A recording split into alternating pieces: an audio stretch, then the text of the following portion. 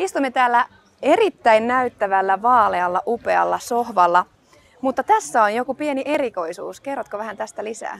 No on, joo. Sen lisäksi, että tämä on tietysti hyvin monimuotoinen malli, että tästä saa kaikenlaisiakin kokoonpanoja, niin tähän on piilotettu tällainen yllättävä elämyksellinen elementti, eli käsinojissa on kaiuttimet. Voit laittaa pelkästään esimerkiksi puhelimen tai MP3 siihen ja ruveta kuuntelemaan kaunista musiikkia.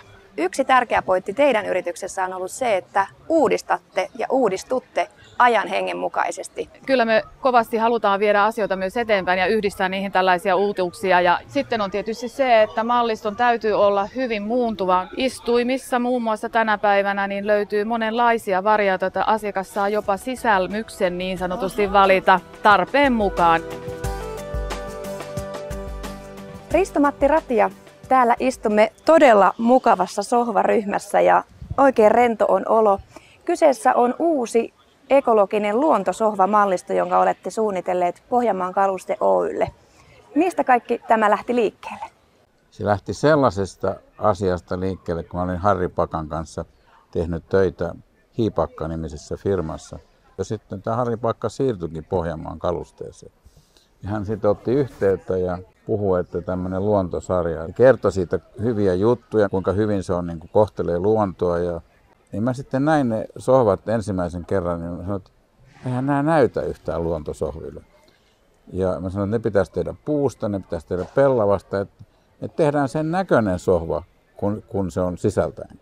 Kerrotko vähän, että mistä suunnittelu lähtee liikkeelle, eli mitä olet halunnut tuoda esille juuri tässä kyseisessä sohvamallissa? Ihan ensimmäinen asia on se, että mä haluan niin kuin laskea. Mä haluan laskea kirjan tai kahvikupin. Mulla pitää olla taso. Se tavaran niin kuin mukana oleminen siinä rennossa olemisessa on hirveän tärkeää. Ja minä kun tykkään kirjoista, lehdistä, niin mulla on niin kuin tilaa semmoiselle.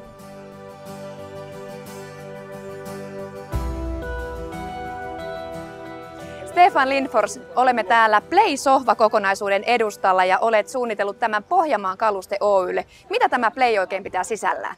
No, mä innostun kaikista mekanismeista ja toiminnoista, mitä he käyttävät niin kuin eri sohvissa ja kalusteissaan. Ja mä päätin, että nyt sitten uitetaan kaikki mahdollinen siihen. Ja vuodesohva, joka ei toimi heti, niin se ei ole mikään hyvä ratkaisu. Että silloin jos mä oon mennyt niin kuin jonnekin nukkumaan ja sitten silloin vuodesohva ja se ei toimi heti, niin mä nukanan sohvalle.